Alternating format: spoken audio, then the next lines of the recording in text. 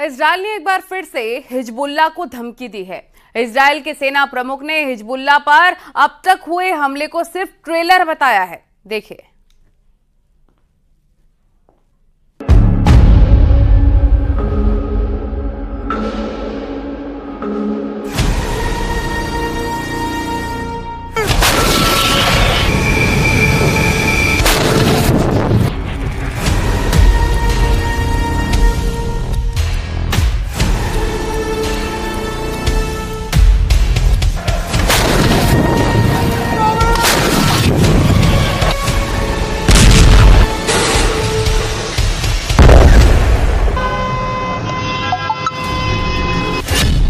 Israel का cyber युद्ध, जल जाएगा सारा लेबनान।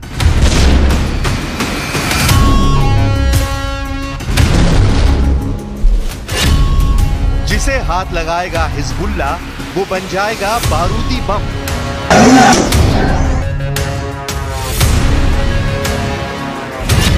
नेतन्याहू की यूनिट 8200 सबसे बड़ा हमला अब होगा।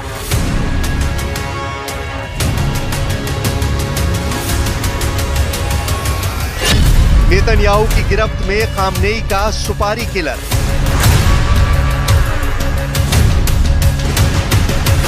ये युद्ध इजराइल में हमास के नरसंहार से शुरू हुआ था। हमास से इजराइल ने बदला लेना शुरू किया तो बम बारूद के धमाके होने लगे। फिर इसमें ईरान समर्थक हिजबुल्लाह और हूती भी शामिल हो गए। इजराइल के दुश्मनों ने रॉकेट और मिसाइलों से हमले किए। जवाब में इजराइल ने जंगी जेट के साथ फाइटर ड्रोन भी इस्तेमाल किए। लेकिन पारंपरिक हथियारों से शुरू हुआ युद्ध अब सबसे भयानक और भीषण हथियारों के दौर में पहुंच गया है। यह आधुनिक दौर का सबसे भयानक और भीषण साइबर वॉर है, जिसमें हिजबुल्लाह लड़ाके बेमौत मारे जा रहे हैं, वो भी बिना सीधे हमले के।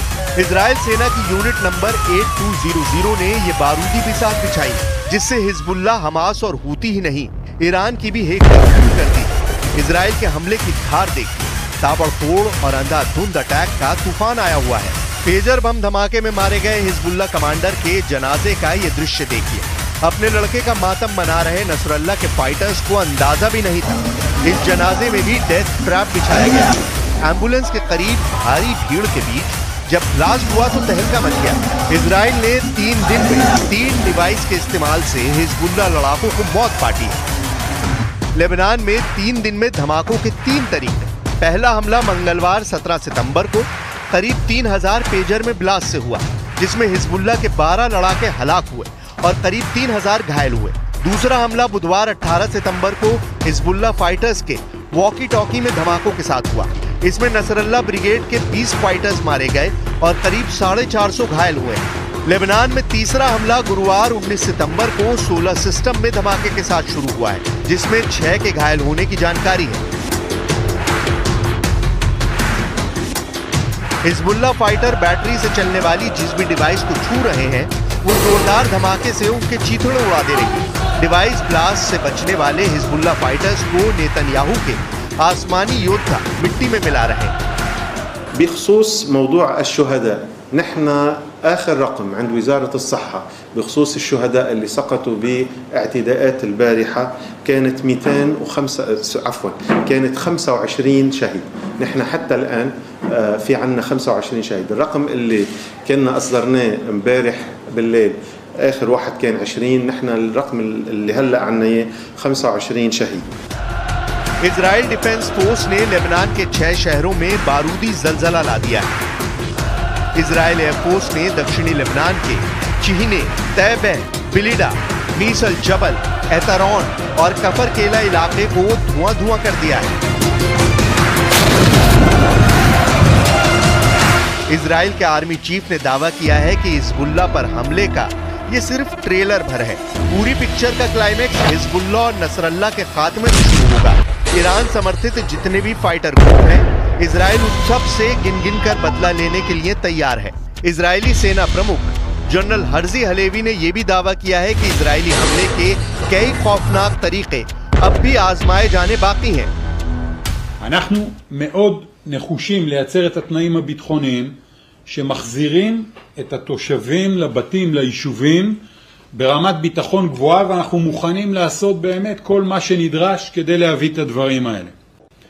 אנחנו כמעט שנה לאורך כל המלחמה נלחמים בעזה שתי מטרות מרכזיות, יש עוד: פירוק החמאס, השבת החטופים.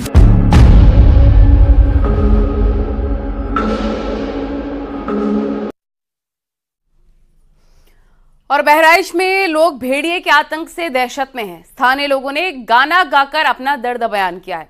इन लोगों ने भेड़िए के आतंक को लेकर अपना दर्द बयान किया और सरकार से मदद की गुहार लगाई है। आपको बता दें, महसी इलाके में पिछले 200 दिनों से भेड़ियों का आतंक जारी है। रात भर जा गए भौजी, रात भर जा गए, संझा होत बहुत डर लागे, घर भर रात भर जा गए भैया, रात भर जा गए भौजी, रात भर जा गए। सरकार करो प्रबंध जिला बहराइच में।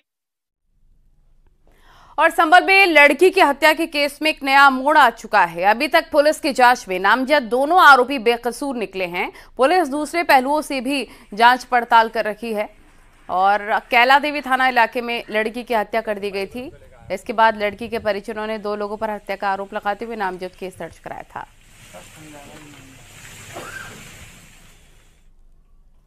उनके रिश्तेदार द्वारा तहरीर दी गई, उसमें 2 अभियुक्तों को नामजद किया गया था।